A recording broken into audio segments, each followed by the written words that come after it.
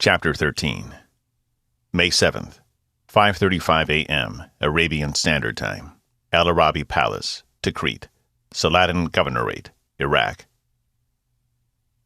"You gotta get that guy off my back," Davis Cole said. "He wants to kill me."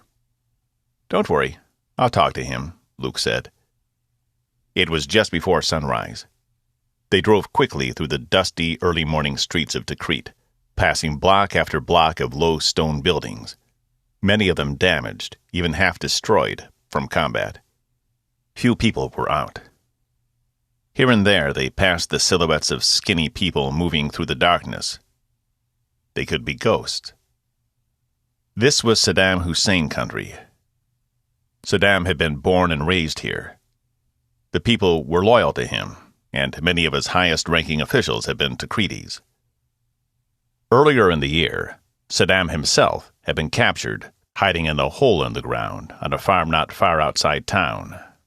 The Americans still considered this hostile territory. Cole was driving the car, a beat-up black Mercedes. It was draped in aftermarket armor and had smoked bulletproof glass. It wouldn't stop a rocket attack, but garden-variety gunshots would bounce off it. Luke rode in the front passenger seat, MP5 submachine gun on his lap. Ed Newsom rode in the back, armed with another MP5 and an M79 grenade launcher. Luke wasn't sure about that grenade launcher, but the man had insisted on it, so. The cover story went that when Cole was arrested, the Americans seized his Humvee and freed his girls. After 3 days of stonewalling his interrogators, during which time he had received the black eye and busted lip, he was released. Then he met Luke and Ed in a bar inside the Green Zone. Luke and Ed had been contractors until they realized freelancing was more lucrative. They had carjacked this Mercedes 3 weeks ago from a Jordanian businessman and were tooling around in it, looking to make a score. "No, I mean it," Cole said. "This thing around my neck. He could drop me any time he wants." Luke noticed that Cole was wearing a buttoned-up shirt that came nearly to his chin. The metal collar he wore was hidden from sight. That was probably for the best. It could be hard to explain a thing like that. "I've known the guy for a few years," Luke said. "You might not believe this, but he actually likes you. If he really wanted to kill you, you'd already be dead." "He's torturing me, man. Don't you get that? This is torture. It's against the laws of war. This thing on my neck." A deep voice intruded on the conversation. It was Ed Newsom, calm but annoyed. "Hey, man, you better shut up with that talk. I don't want to hear it. Stone don't want to hear it. We don't care about your problems. You got a job to do. Do the job, and we'll give the man a good report on you." Cole shook his head. "That guy's got a problem with me. He wants to kill me. I don't know of a good report." "Whose fault is that? Mine? Stone's?" "Shut up, or I'll call your master right now. Tell him you're not cooperating." "My master?" "The man owns you, don't he?" Ed Newsom said. Luke didn't bother to look back at him. Instead, he watched the passing city and the road up ahead. "Call a thing what it is. That's my philosophy." They turned into a wide boulevard. It had been a grand concourse at one time, lined with trees on either side. Most of the trees had been chopped down to the stumps. Burnt-out cars and military trucks lined the curbs. The road itself was pockmarked and pitted, as though it had been bombed from the air. At the far end, maybe a mile in the distance, a tall palace seemed to float in the sky, with minarets on either side. As they approached, Luke could see that it was surrounded by high stone walls and a checkpoint gate. It was hard to tell in the early morning gloom what the checkpoint was constructed from. "This is when it gets serious," Cole said. "You know these guys, right?" Luke said. Cole laughed. "Oh, yeah. Straight-up cowboys, every one of them." "Well, you just convince him that we're on the level," Ed said. I'll do my best. Do better than that, and maybe you'll live through this day. The walls of the palace loomed just ahead. Everything was clearer now. The high wall was topped with looped razor wire. Guard towers stood 20 feet above the wall every 50 yards or so. The windows were gone, replaced by sheet metal, with firing slots cut out of them. It was impossible to tell which towers had men in them and which didn't. Closer to the ground, the gate was more of a wall than a gate. Luke looked closely. It was a large passenger bus, maybe from the 1960s. Its side hung with more sheet metal. Opening the gate meant driving the bus out of the way. Outside the gate, flanking it on either side, were 2 wrecked armored troop carriers. These were the guard posts. As the Mercedes pulled up, men with automatic weapons appeared from behind the demolished trucks. At first there were 2 men, then 4, then 5. 2 men appeared on top of the bus. All of the men had their weapons trained on the Mercedes. Calm, Cole said. Don't do anything stupid. He powered his window down. Instantly, the muzzle of an AK-47 poked inside the car. The man wielding it wore a green balaclava covering his face. Cole shook his head. Watts, you better get that gun out of my face before I get irritated. The guy pulled his face covering up to the top of his head, revealing his face. He had a narrow jawline covered with recent stubble. His eyes were blue. Cole? What the hell are you doing, man? We heard you got busted. Nobody knew if you were alive or dead. How did you know it was me? Cole looked at him. Because you look like a kid playing Spider-Man, Watts. That's why. You're the biggest 10-year-old boy in Iraq. And yes, I'm alive. Took my lumps like a man. and didn't say a word. Watts half nodded, then shook his head. He took in Cole's face with a sickly black and yellow shiner and the busted lip. Then he broke into a smile. Yeah, you look good, Cole. It's an improvement.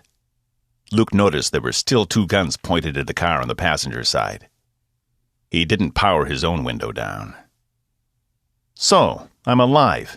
I'm back. And I'm ready for action. You're gonna open the gate or what? Watts gestured with his chin. Who are your friends? These guys? Couple of hotshots I picked up in Baghdad. They got cut loose from Blackstone a while back. These are their wheels. Mine got impounded. They're looking for work. They heard about Parr. Word gets around. I told him I'd take them to see the man himself. He can decide to take them on or not. If not, they're walking home. Or riding a camel. Watts laughed. You, he said, looking at Luke. You got ID on you? Luke nodded. Yeah.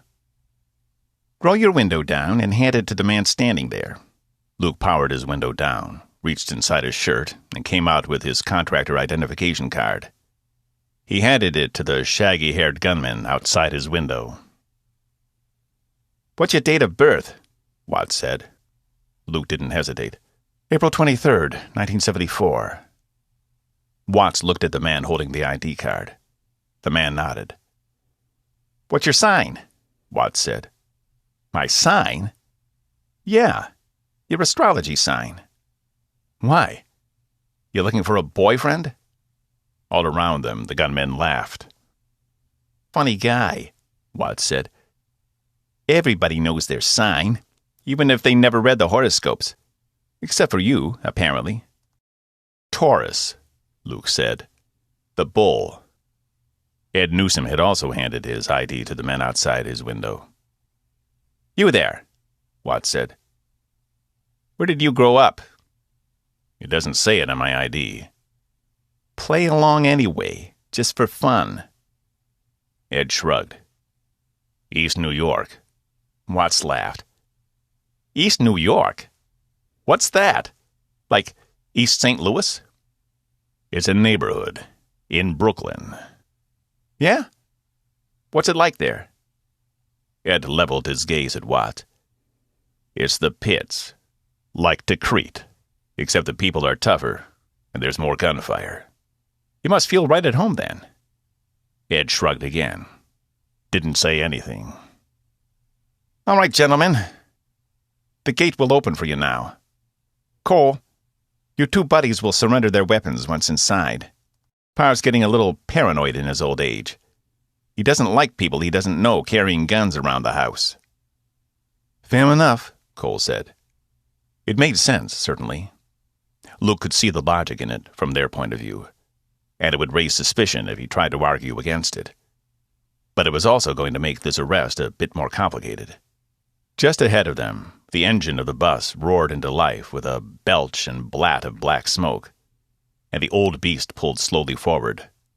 The gate was open. "Here we go, boys," Cole said. They left their guns with two men in the courtyard beyond the gate. One of them wore a white skull mask. The other wore a black mask that covered everything but his eyes, like a ninja warrior. "Hey, McDonough," Cole said to the man in the skull mask. "How are you doing?" "Cole," the guy said, "I heard you died." "Well, I'm back from the dead," Cole said. The guys in this crew were going insane. To Luke, that much was clear. They no longer tried to present themselves as soldiers, or even military contractors. As their position became more tenuous, and the violence necessary to maintain that position became more extreme, their mode of dress became more bizarre. They were beginning to look like a gang from a Mad Max movie. Weaponless now, Luke and Ed followed Cole through wide marble hallways, open to the air. Luke glanced through the tall, minaret-shaped window openings. The dark Tigris River flowed by. The palace was built right on the river. "Step lively past those windows, gentlemen," Cole said. He had an AK-47 slung over his shoulder, and a handgun strapped at his waist. His friends had let him keep his weapons. "Snipers on the outside sometimes take pot shots at heads they see walking by. I'd hate to see either of you get hurt, for obvious reasons." His voice echoed off the stonework. "Cole?" Luke said. Cole glanced back at him. Luke spoke very low because of the echoes. His voice was barely louder than a hiss. "When I tell you to look at your shoelaces, I want your sidearm in my hand. Do you understand?" Cole turned around again. "Cole?" Luke said again. Cole raised a hand. "I got you." "Fast," Luke said. "Your life depends on it. So do ours." "Do me a favor," Ed Newsom said. "Yeah?" "Give me a little heads up before you do that. I don't want to get caught in the middle of your crossfire." Luke nodded. "Okay." "I mean it. Don't do the white man thing and hang me out to dry. I've been down that road before. I don't like it." "I got you, Ed. I heard you the first time." They passed through a rotunda with a giant hanging chandelier. The lights were out, but Luke could see a colorful tile mosaic on the ceiling. It looked like moons and stars, but he wasn't quite sure. The pillars in the rotunda were black marble. A wrecked white grand piano sat half on the floor in a corner. They moved into another room. The ceiling was 3 stories above their heads. To their right was a large swimming pool filled with shimmering turquoise water. To their left was an older Rolls-Royce Silver Shadow, just parked there. It looked like it was still in good shape. At least cosmetically, the war hadn't touched it. At the far end of the pool was a sort of throne. A wide sofa at the top of 3 steps, shaped like Aladdin's lamp. Each armrest had a lion's head protruding from its face. The throne could comfortably seat 4. As Luke's eyes became accustomed to the dim light in the room, he noticed a man sitting on the throne. Slouching on it was a more accurate description. He had a machine gun draped across his lap. Edwin Lee Parr. Parr had red hair, which he had let grow into a ponytail. He also had a long red beard. He no longer looked anything like his USMC or contractor photos. He wore camouflage pants, heavy boots, and a light gray t-shirt. He was long and thin, like a strip of beef jerky. Not the massive, muscle-bound freak look so popular among both soldiers and mercenaries these days. Well, not everybody could hang that kind of muscle on themselves. There were several other men sprawled in various chairs around the room, and there was a man floating on his back in the swimming pool. None of them made a move or a sign at the approaching guests. None of them seemed to care. This must be the headquarters, the throne room of the king, and these other men were his various courtiers and jesters. "Well, Cole, back from the dead, I see," the man on the throne said. His voice revealed a slight lilt, almost like a southern gentleman. "That's what they keep telling me," Cole said. "But it wasn't as bad as all that." The man nodded, didn't respond. "I brought you company," Cole said. "I see," Parr said. "Uninvited company ain't my favorite thing. Popovers, my mama used to call it. People who just popped over were never welcome in our house, I can tell you that." He shook his head and smiled. "Never mind. Who do you have here?" "Friends, that's the famous Edwin Lee Parr," Cole said, doing his job in identifying the subject. He glanced around the large, echoing room at the other men. "Edwin Parr? This here's Ed King and David Dell. Couple of fellas looking to make a little money while they're here in God's country." "Make a little money, huh?" Parr said. "That's what you guys are hoping to do?" "We heard you're the man to see," Luke said. Parr shook his head gently. "Not quite.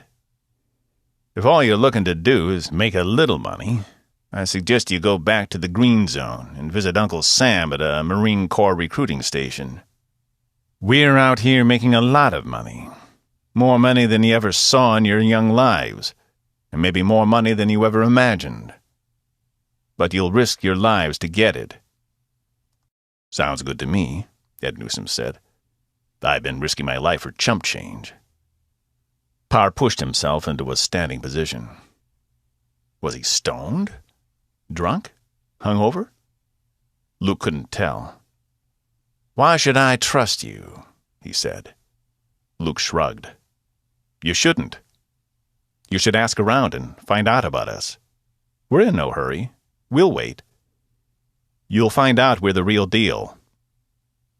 Parr smiled. "I go on instinct. It's worked for me all this time." One of the men sprawled in the chairs pushed himself up and followed, an Uzi cradled in his arms. The guy was short and thick, shaped like a thumb. His arms were immense. His neck was like the stump of an oak tree. A tattoo circled it, which looked like a necklace of thorns. He wore a white wife-beater t-shirt, camo pants, and boots. He was bald, except for a low 3-inch wide strip of mohawk on top of his head. A scar ran down the side of his face. "Is this guy part of your instinct?" Luke said. "Well, that's Roger," Parr said. "He's what keeps you honest. I trust you, but I'm a trusting soul. Not Roger. If you try anything stupid, he's gonna kill you. And another thing. You see that door back there?" Parr pointed to a rounded doorway in the back of the chamber. "Yeah? We're about to pass through that thing. That's the point of no return. You can turn around right now and go back out onto the street, find your way home or wherever you want to go. No harm, no foul. But once you pass through that door there, and you witness the secrets of this palace, there's no coming back. You're either in or you're out after that." And if you're not in, you're dead. He raised his hands, palms upward, as if to say, sorry. He looked at them for a long moment. His eyes were so bloodshot, they seemed to glow in the dim light of the room. So what's it gonna be, boys? In or out? Ed and Luke looked at each other. I'm in, man. I'm sick of being thrown to the wolves for nickels and dimes. This close to millions? I'm not turning back. Parr nodded. Good man. He looked at Luke. You? Luke nodded. I'm in. Parr smiled. Follow the yellow brick road, boys, and I'll show you what I'm talking about. Come along and learn something. Parr led them through the door. Now there was a small entourage moving through the marble hallways. Parr, his bodyguard Roger, Cole, Luke, and Ed. Luke and Ed were the only ones who were not armed. We're running a business here, Parr said, and we treat it like a business. Which means there's a pyramid structure and a chain of command, with me at the top and newbies at the bottom. We do percentage deals. That means, if you want to earn, you gotta put in work. What I'm about to show you, you haven't earned any of it. Understood? He stopped and looked at them both. You put in your work, you bring in swag, and then you get a piece of the action. That's how it goes. Also, if I see you putting in work and I like what you're doing, I might see fit to throw you a bonus from the stash that came before you. But as of now, nada. That's what you're starting with. 0. Fine, Luke said. I'm good. Cool with me, Ed said. You'll come to find out I'm a go-getter. I don't want anything I didn't get. Parr raised a finger. His eyes were tired. Son, when you see what we got here, you might change your mind about that. But be careful. Every man in this building knows his percentage, and they'll kill you if you try to take it. They came to a solid wooden door. It was round and inlaid with intricate painted carvings. The knob looked like it might be solid gold. This is door number 1, Parr said. Let's see what's behind it, shall we? He opened the door, and the group followed him into the room. It was a long and low stone chamber, lit by recessed lights in the ceiling. The most obvious feature of the room were the piles of money loaded onto wooden pallets. The piles were nearly man-high, 10-foot by 10-foot squares. The money was sectioned into bricks, each brick double-wrapped by rubber bands. Parr picked up a brick from the first pile. American dollars, he said. The real thing, I think. Each brick is 100 grand. There's what... He looked at the bodyguard with the mohawk. How many bricks in that pile, Roger? The guy shrugged. His voice was low and mellow. I think they said 400. Something like that. Parr tossed the brick back onto the pile. You can do the math on that. Never was my strong spot. They passed another pile of dollars, then another. Both were about the same size as the first one. Then they came to a fourth pile, about the same size as the others, but this time a different currency. Parr picked up a brick. British pounds, he said. They tell me that each pound is worth about $2 these days. Ain't that something? You'd think it would be the other way around. But the world's been stood on its head just recently. He moved on to the next pile. Euros, he said without stopping. They tell me it's about $1.35 to a euro. Personally, I think that's a disgrace. They passed another pallet of euros. Quick calculations told Luke that if what Parr was saying was true, there were at least $200 million worth of stolen currency in this room alone. He followed Parr to the far end of the chamber. Here was something amazing to see. Pyramids of gold bars, 6 of them, all of them 4 or 5 feet high. "We found these underneath a country estate," Parr said, "cemented behind a false wall down to the wine cellar. Most of the wine was skunked, but some of it was still pretty good. I'm sorry, we drank it. These people aren't even supposed to have wine. It's against their religion." "Who lived there?" Luke said. Parr shrugged. "Rich folks, I guess. Maybe friends of Saddam. Must have run off when the bombs started dropping." The man Roger giggled at that statement. Parr's eyes flashed a warning to him. "It gets messy out there, kids." "We've seen it," Ed said. Parr nodded. "Yeah, I imagine you have. But have you done it? Have you made the mess?" He turned to face the gold bars again. He waved a hand at them. "I don't know what to tell you. 5-pound bars, solid gold. At what? $800, $900 an ounce? A couple thousand of them here." "How are you planning to get all this stuff out of here?" Luke said. Parr sighed. "Son, you ain't seen nothing yet. We got about 35 vintage Cherry luxury cars parked inside this complex.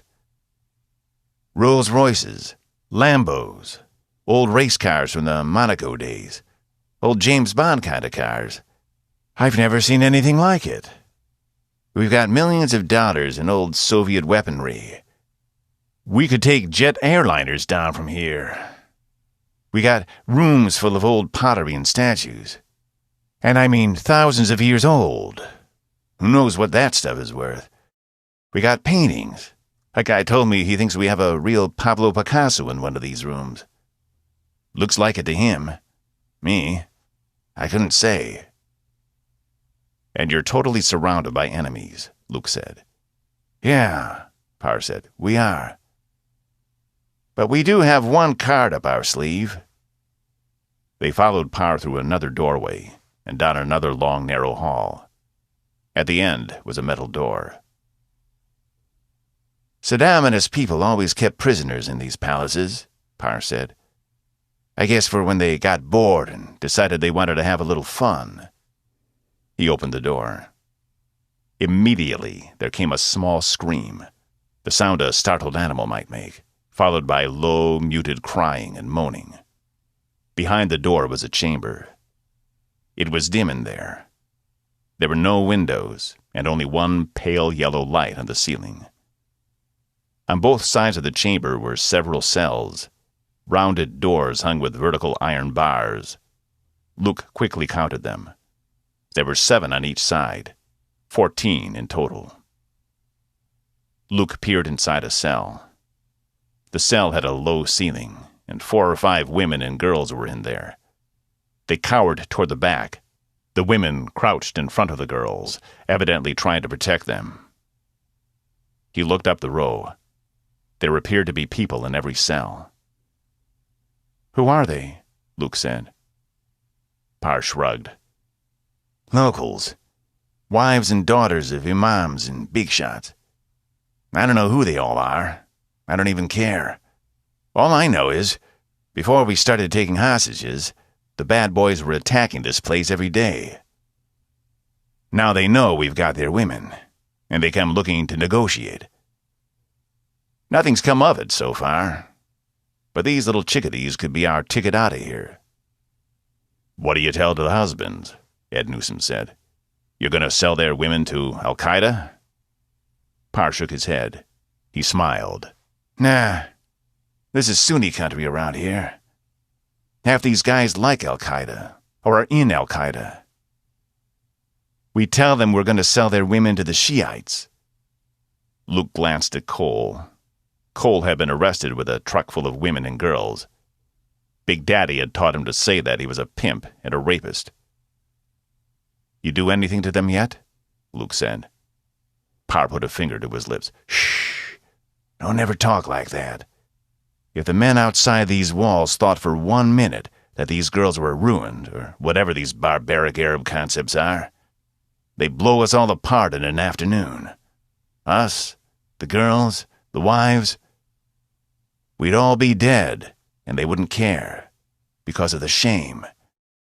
And they could do it, too. These walls are thick, but our neighbors have anti-tank weapons.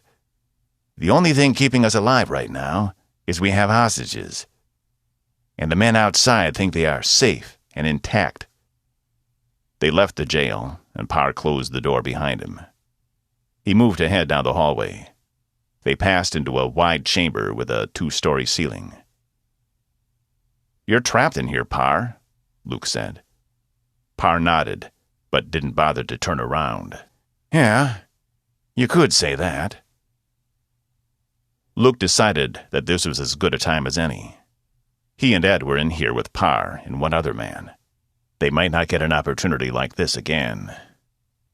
From what Luke had seen, Parr's little army was past it. Their vulnerability had finally dawned on them. If Parr gave up, the rest of them probably would too.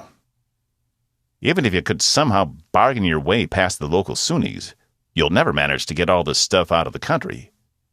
Border guards, Al-Qaeda, American military checkpoints, satellites, drones, helicopters, forget it. Parr simply stood. He still didn't turn. "You got any ideas?" he said. "I mean, now that you've seen it, you're in, just like I told you. I can't exactly let you walk out of here." Luke turned to Cole. "Cole, look at your shoelace." It happened fast, but not fast enough. Was there the slightest hesitation on Cole's part? Maybe. Worse, he unclipped his gun and flipped it across the 5 feet to Luke. But his aim was just bad enough that Luke had to step forward and snatch it out of the air. He spun it around and held it in a 2-handed grip. He pointed it at Parr. But Parr's bodyguard, Roger, already had his own gun down and drew it. Ed Newsom stood between Roger and Luke. Now Roger's Uzi was pointed directly into Ed's broad chest. Ed looked at Luke. "Damn it! You were supposed to give me a heads up." Luke sighed. He was right. "Okay, I know. My bad." Ed shook his head. "You're bad. The man is pointing an Uzi at my chest.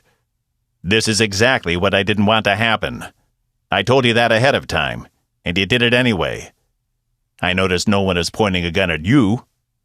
This isn't a TV show, man. The black guy is not expendable."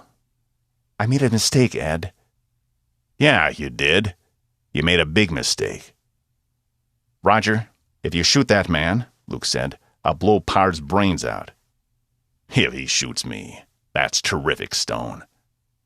Roger shrugged. "I'm not even sure I care about Parr that much." Parr turned around. "What's going on here, sweethearts?" "Edwin Lee Parr," Luke said. "My name is Agent Luke Stone. I work for the FBI, Special Response Team.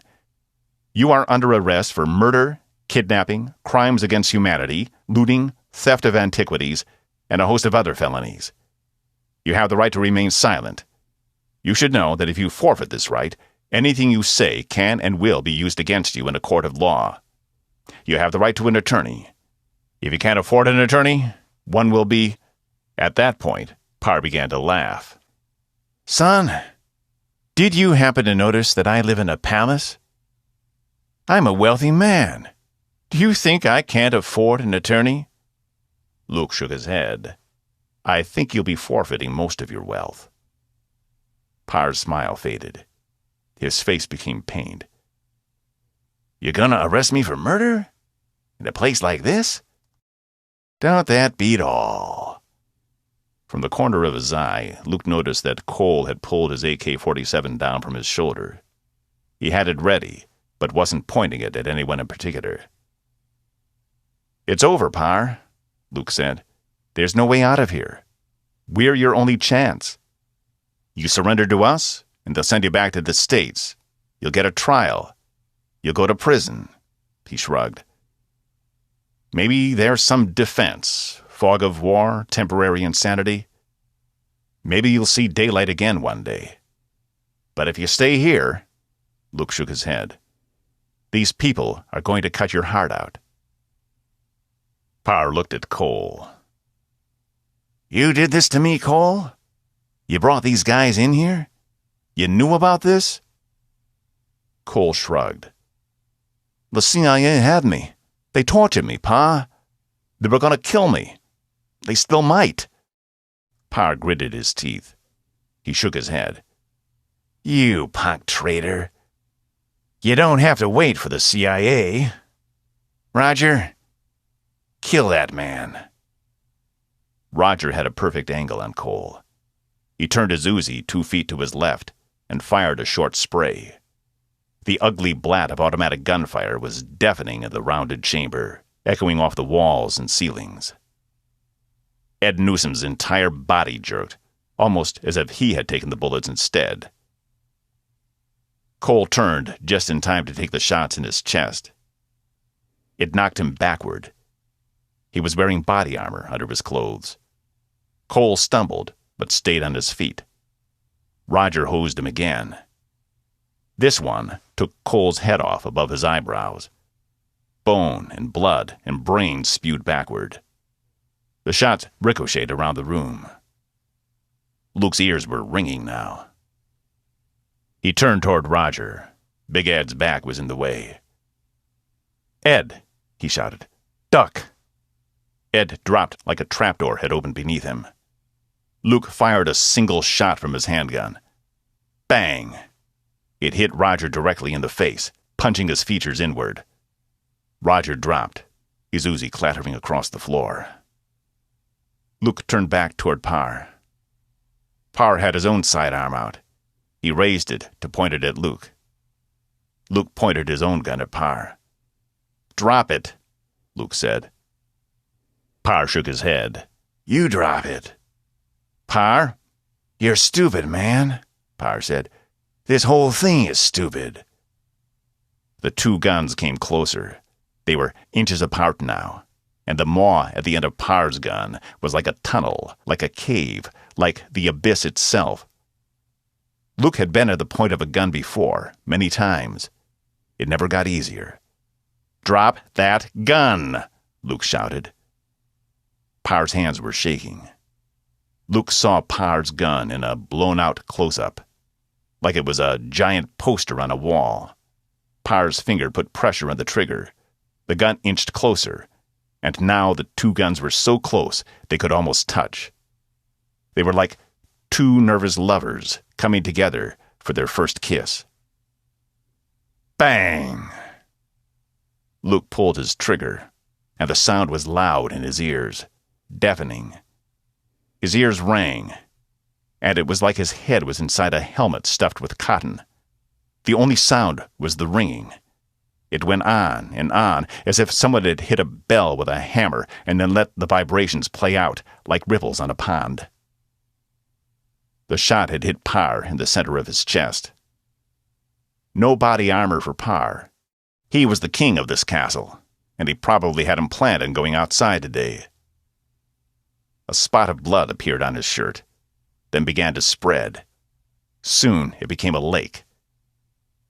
He looked at his chest, then looked at Luke. His left hand reached up and touched the blood on his shirt. His fingers came away red. His jaw hung slack.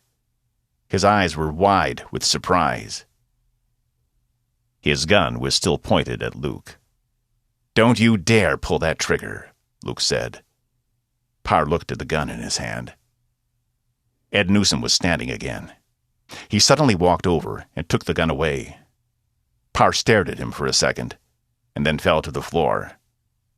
His head made a noise as it connected with the stonework.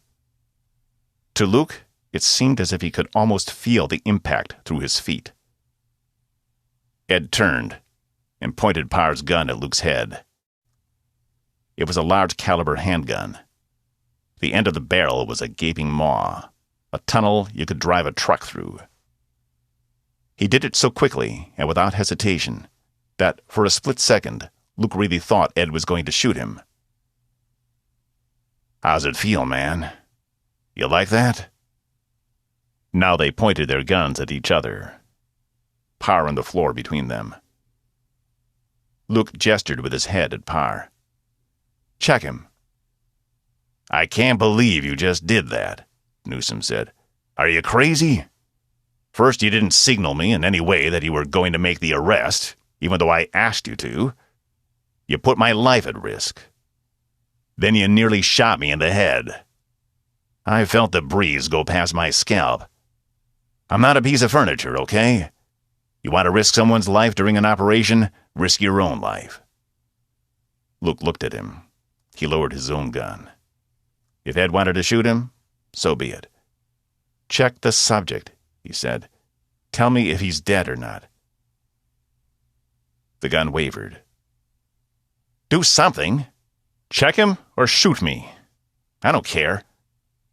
Newsom kneeled and checked Parr's pulse. He shook his head. "He's gone." He looked up at Luke. "But you and I need to talk." Luke was already kneeling, sliding his right boot off and ripping the tiny radio transmitter out of the side compartment where it was sewn in. He clicked the button, opened the transmitter to its full length, and held the thin metal antenna to his mouth. "Swan? You with me?" Swan's deep voice came across the airwaves. It sounded tinny, like Swan was speaking to him from the bottom of a soup can. "Stone? I'll be damned. This thing works. We're right here. You guys alive?"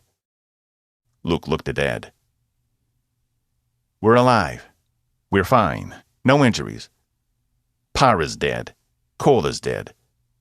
Newsom and I have the hostages secured and can protect them. Bring in the choppers.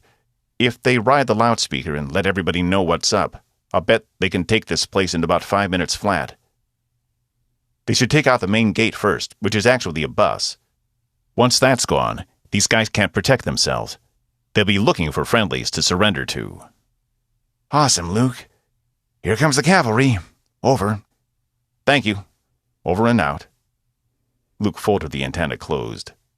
He looked at Newsom again. Newsom's eyes were hard.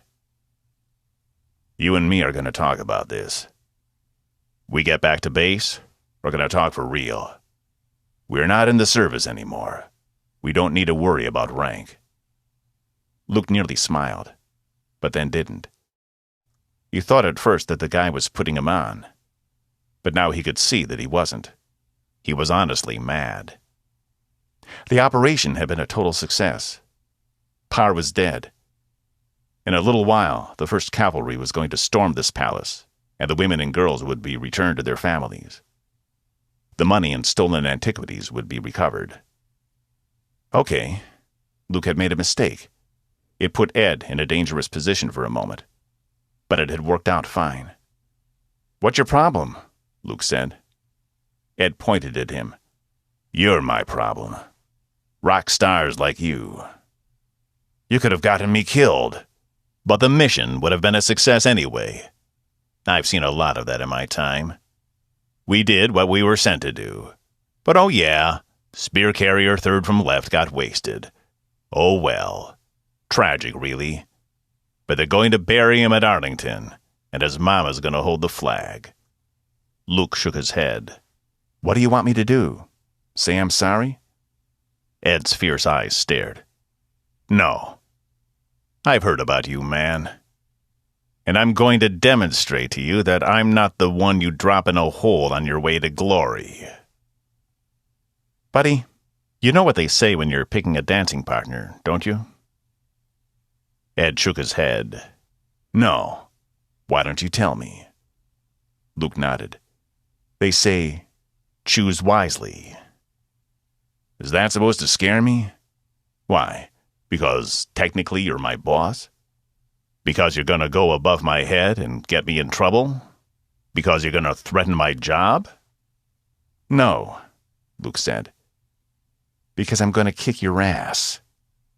Ed half smiled and shook his head. "I can't wait." "Well, while you savor the anticipation, Do you mind if we finish up the mission in the meantime? Good job, boys. Your mothers will be proud. The man was talking to Ed and Luke. This is exactly the kind of trash that needs cleaning up. They're ruining my war zone. I don't like that. He was a tall, ramrod-straight colonel from the 1st Cavalry. He had stepped off a Black Hawk in the wide palace courtyard, wearing a cowboy hat, snakeskin boots, and wraparound sunglasses. He lit up a victory cigar and smiled.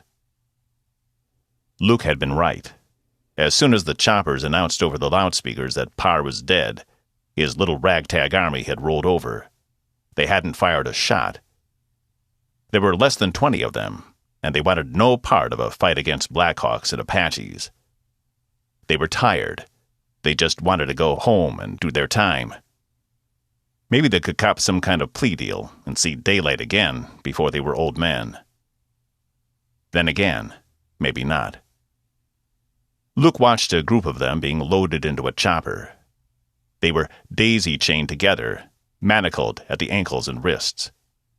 Bearded, muscled up, with long hair or mohawks, wearing crazy clothes and with tattoos all over them. It had been a game to them. They were stars in a movie only they could see. Now they were abject in defeat. Their shoulders were slumped, their heads down. Clean-cut 1st Cav guys moved them along, none too gently. What goes up must come down, Ed Newsom said. He said it loud enough for the men in chains to hear him. One of them, a big guy with a thick beard and long blonde hair, turned and glared at Ed. Yeah, man, I'm talking to you. Enjoy those 30 years inside.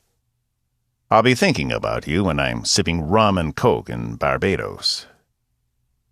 Just then, the first group of women and girls were brought outside. They squinted in the bright sunlight. It was unfortunate timing. The girls were afraid of the 1st Cav soldiers as it was, but they cowered when they saw the remains of Parr's militia. All but one. An older woman in a long black robe and black headscarf broke off from the group. "Ma'am," said one of the young soldiers escorting them. "Ma'am." She walked up to Ed's blonde friend and spit in his face. She shouted something in Arabic at him. She waved her hand in his face. 2 other women came up and pulled her gently by the shoulders. She let them lead her back to the group. The big blonde's hands were pinned at his sides. He had no way to wipe off the woman's spit. The guy chained behind him leaned in and whispered something to him. The blonde shook his head. Ed laughed and nodded. That guy's having a day. He raised his voice and addressed the guy again. Having fun, Blondie? The guy looked at Ed again. He said something under his breath. It sounded like, "Shove it." Ed's grin was wider than ever. He raised his arms, turned his face to the sun, and took a deep breath. Light of day, baby. The breath of freedom. It's going to be a long time before you see or taste either one again. The 1st Cavalry colonel looked at Luke and Ed. You boys need a ride home? Luke looked at Ed. You ready, big man? Or you want to catcall these guys a little more before we go? Ed shrugged. Ready when you are, boss.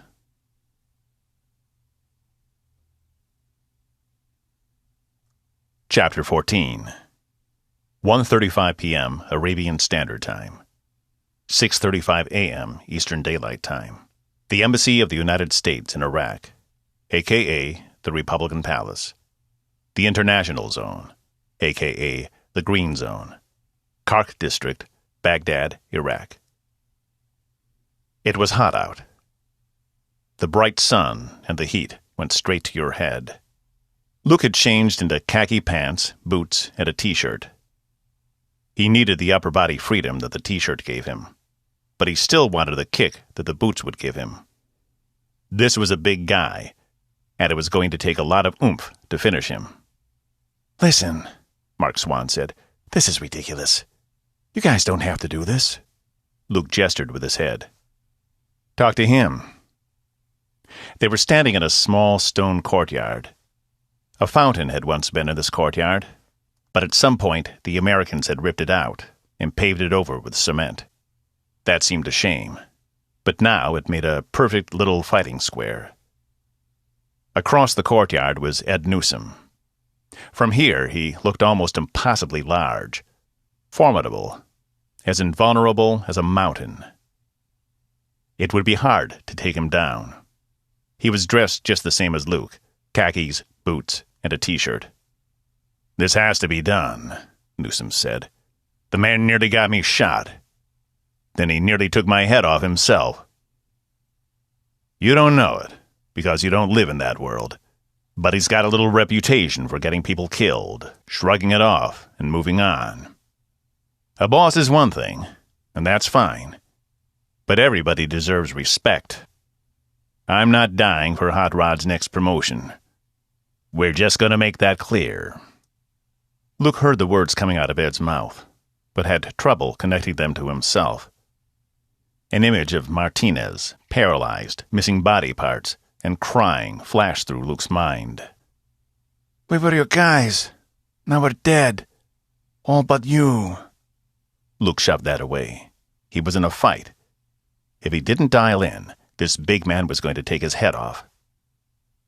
"I'm going to call Don Morris," Trudy said. "Go ahead," Newsom said. "He'll know I'm right." Luke and Ed began to circle each other. They moved closer, closer. Somehow, word must have gotten out that a fight was underway. People, mostly men, wandered out of the embassy building. Several soldiers in uniform began to coalesce around the outside of the square. This was old hat to them. Fights happened sometimes. They used their bodies to obscure the view of people further away, especially people in authority who might stop the fight prematurely. Luke glanced at them. A couple of them were MPs. "Come on, little man," Ed said. "Throw a punch and give these people a show." "It's your fight," Luke said, "not mine." Ed shrugged. "Okay." He charged, moving like lightning for a man so large. His left fist pinioned out, a jab. Luke slipped it, darted inside, and landed his own jab directly to Ed's face. Then he bounced backward again, out of Ed's reach. He immediately circled to his right. A small cheer went up from the crowd. David had struck Goliath a blow. But Luke saw Ed's eyes. That hadn't hurt him a bit. Surprised him? Yes. Frustrated him? Sure. Annoyed him? You bet. But hurt him? Not a chance. "That all you got?" Ed said. This was going to be a long war. Suddenly, someone was clapping their hands. The sound was loud. A man's voice came. Dummies?" The crowd was turning toward the man. Luke didn't take his own eyes off Ed, not for a split second. That would be a recipe for disaster. He'd probably wake up on the plane ride home. "No, not you guys. Them. Those dummies. The tough guys. The rest of you idiots, don't you have someplace to be?" Luke and Ed continued to circle. "Stone!" the man shouted, and Luke knew who it was without having to look. Ed glanced that way, and Luke took the opportunity to back up. He looked to his right. Big Daddy Cronin stood there. "Don't make me come in there. I'll kill you both dead." They stared at him. Now he smiled. "Nice work this morning, boys. Beautiful. Fast, clean, no collateral damage. Makes us look like the good guys for a change. I like that. Even better, it opened up a previously unknown lead." Luke noticed that he didn't mention Davis Cole at all. Big Daddy held up a fist. His index finger extended from the top of it and beckoned to them. "Come with me. We have a visitor." Luke and Ed followed Big Daddy through the echoing hallways. Luke was so intent on keeping an eye on Ed that they were entering a room before he noticed that Swan and Trudy had come with them. Big Daddy looked at Swan and Trudy in surprise. "It's okay, Bill," Luke said. "They're with me." They entered the room. It was a very small chamber, different from the one before, with solid stone walls. The British intelligence agent, Montgomery, was here, standing in the corner. A man sat at a wooden table. He wore white robes and a black and white checkered headdress. His beard was black and gray, trending toward white, and he wore thick glasses, which made his eyes seem like fish swimming in twin fish bowls. He stood when the group entered. He glanced at Big Daddy. "These are the men?" he said in perfect English. Big Daddy nodded. "Yes, these are the men who saved your nieces this morning." He turned to Luke and Ed and extended a hand to each of them. The man's hands were old and frail, but had a firm grip. They stood in an awkward triangle for a moment, holding hands. The man couldn't possibly know that Luke and Ed had just come from a fist fight in the courtyard, a fight resulting from the same mission that saved his family members. The man squeezed their hands tightly. A tear appeared on one cheek. "Gentlemen, this is Imam Muhammad al-Barak. He is a tribal elder and religious council leader in the city of Tikrit and the surrounding area. He came here today at great risk to himself and his family." "The situation is very complicated," he said. "Many in my region are supporters of Saddam. They would like to see the Americans ousted and the government restored. Many others are extremists of the type that would like to see Saddam executed, the Americans ousted, and a Sunni religious government installed." Luke shrugged. The man was still gripping their hands. "Not a lot of fans of the Americans around." The man shook his head in all seriousness, missing the irony in Luke's statement. "None," he said simply. "The rabid dogs that you killed this morning did nothing to help the American cause. My sister—" The man shut his eyes. Now tears streamed freely. After a moment, he composed himself and spoke again. "My sister thought her beloved daughters were lost to her. So many young ones were taken. So many in the community thought that those animals, and yet it seemed impossible to act against them, and the American government would do nothing." Big Daddy raised a hand. "Well, let's be clear a minute. These guys work for the American government, and so do I." The Imam cast a baleful eye at Big Daddy. "We petitioned your embassy and your military leaders for months. We described the priceless artifacts being stolen, the people being murdered at will, the complete disregard for human life by these American soldiers. Contractors, you call them. The embassy told us it was out of their hands. But these men came, just 2 men, and ended the disaster in a single morning. And the leader of this carnage is dead. Praise Allah." The man finally let go of their hands. He gestured at a slim manila envelope that sat on the table. "In that envelope is my gift to you. And you." He pointed to Luke and Ed in turn. "I ask in all sincerity that only you men open it, and only you men make use of what is inside. I consider it a goodwill gesture, and believe me when I say I will know what happens and who is involved." What was the man offering them? A check? 2 tickets on a cruise liner? Plane tickets to a Red Sea resort? For a moment, Luke pictured himself and angry Ed Newsom lying back on lounge chairs side by side, sipping drinks and looking out at the water. It was an odd meeting. "Oh, we can't accept tips," Luke almost said. But he didn't. "What is it?" he said instead. "It is a map to a location in the western desert," the man said. "It is a lawless territory, and the people are openly hostile to your government and its plans. The location is a camp, and people are trained there for what you would call terrorism." "There are many kinds of terrorism," Ed Newsom said. The man nodded. "Yes." "Do you want us to bomb the site?" Luke said. "No. You must go there. There are plans afoot. I have heard rumors. Something is going to happen. The organizers are there, were. Some of the people involved were trained there in the past. Trained to withstand pain, boredom, extremes of heat and cold, physical and psychological torture." Luke stared at the man. "What are they going to do?" The Imam shook his head. "I don't know. I cannot find out, and if I were to press for details, my life would be forfeit. The things I have already told you, and the map I have left for you, are already enough to see me hung in a public place and bled white." "And only we can go there?" Luke said.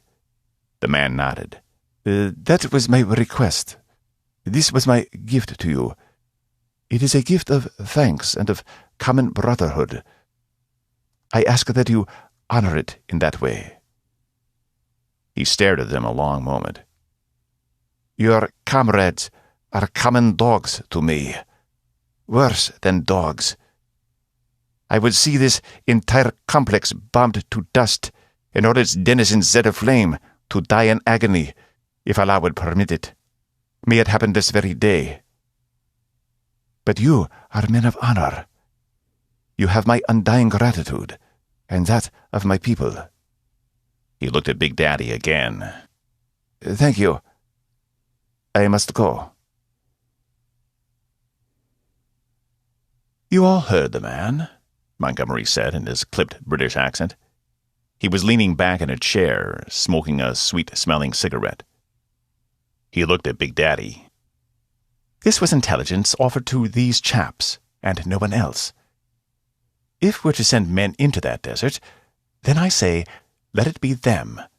Brock said he would know who went there, and I believe him. There will almost certainly be video feeds or captures which show who infiltrated the camp. He will take it as an insult if the wrong men go." They were all sitting in yet another room. This one served as Big Daddy and Montgomery's joint intelligence office. It was a haphazard place, with thick plywood as walls, lined with soft egg crate soundproofing. There were 3 desks, all covered with papers and folders and various vending machine wrappers and empty Coke cans. There were 2 Toughbook laptops, and wires snaking everywhere. "Is this really where you hold your top-secret meetings?" Mark Swan said. "I mean, look at this place. Nothing about this says, your eyes only. I can hear people typing on old IBM Selectric typewriters 2 makeshift doors away. Is it even safe to talk here?" Big Daddy shrugged. "Normally, we hold secret talks on a windy bridge south of Baghdad, where the Mahdi army dumps the dismembered corpses of its enemies into the Tigris River. Would you rather go there?" Swan shrugged. "Nah, I was teasing you. This'll be fine." Luke was leaning back. He pulled the images from the envelope closer. They were satellite photos taken from a distance that showed the location of the camp superimposed on a map of Iraq, then progressively zoomed in to show more topographical detail, and finally more detail of the camp itself. The camp wasn't much to look at. A cluster of tents, a couple of low stone houses, and some corrugated aluminum buildings in a barren desert north and west of the Sunni Triangle. There looked to be a firing range. There was a helipad and an old airstrip. The airstrip was narrow, short, and in a state of disrepair that suggested only very small and light planes could get in there, flown by people who weren't too picky about whether they lived or died. "The place looks abandoned," Luke said. "I don't see a single car or truck. I don't see any movement. I don't see an active roadway. I don't see evidence of garbage burns or recent activity on that firing range. I don't think there's anybody there." Luke didn't like to look at the photos. He didn't like them, because he had carried out the mission he had been assigned, and he had done it quickly. He had killed 2 men this morning, and he didn't enjoy killing. They had been here a little over 24 hours, and he wanted to go home. His wife was pregnant with their first child. He wanted to get back to her, hug her, and reassure her that he loved her and wanted to be with her always. He also didn't like to look at them, because he knew what was going to happen next. He and Ed Newsom were going to helicopter out to the desert, probably this very afternoon, and they were going to arrive at that camp before sundown. What were they going to find there? If Luke had to guess, he'd say they were going to find dead bodies in those tents, decomposing in the baking heat of the desert, swarming with flies. This was the gift the grateful Imam had given him. The opportunity to find a pile of corpses of militants who had become expendable, and whatever mystery that solved or made more complicated for people like Big Daddy Cronin. "What do you think, boys?" Big Daddy said. "You could go out there, check the place out, grab anything interesting, and be home for supper. Tomorrow morning, you can be on your way home to the States. Marty's right. It's on you. The man offered it to you as a gift." "I've gotten better gifts," Newsom said. The phone was ringing half a world away. Luke sat at a makeshift desk carrel. Like everything around here, it had been built with raw plywood. There was a bank of a dozen such carrels in a row, lined up in an echoing marble hallway. A person sat at every single one of them. There was an office telephone console on the desk in front of Luke, and after several tries, he had managed to dial out to an international operator who had put the call through. The handset was pressed to his right ear, and he inserted a finger in his left ear to drown out the clatter and buzz of typing, conversations, laughter, and just plain noise all around him. His heart skipped a beat. "Pick it up." The ringing stopped. "Hello?" It was her. Becca. Amazingly, she sounded clear, as if she were sitting right in front of him. He pictured her standing, or actually, more likely sitting, in the kitchen of the country house, the old phone mounted on the wall, the handset attached to a long, curly black wire. "How are you doing, baby?" he said. "Luke?" "The very same." She breathed heavily. "Oh, my God. I've been so worried about you." "It's okay," he said. "Everything's okay. This is the first chance I've had to call." There was trepidation in her voice. "Did you go on your mission yet?" "Yeah, it's all set. We did it this morning. It went off without a hitch. We were back here by lunchtime, had a couple of debriefings, and, you know." The air seemed to leak out of her. "That's a relief. When are you coming home?"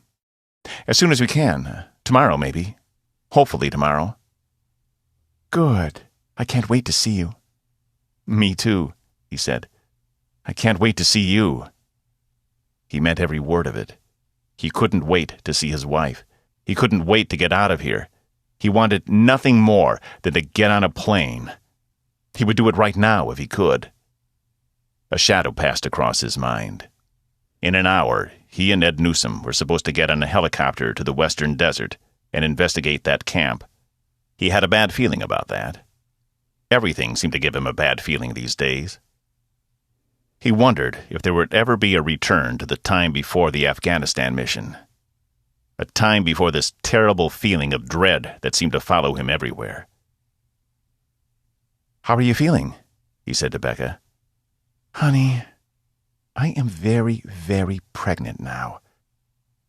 It just seemed to hit me after you left. I feel like I've gained 10 pounds in the past day. I'm eating like crazy. I think this is going to be a very big boy. But no labor pains. The thought of Becca going into labor while he was away was another point of dread for him. He wanted to be there when his son was born. He wanted to be with her and support her, and he wanted to witness the miracle himself. He had seen a lot of death in the past 14 years.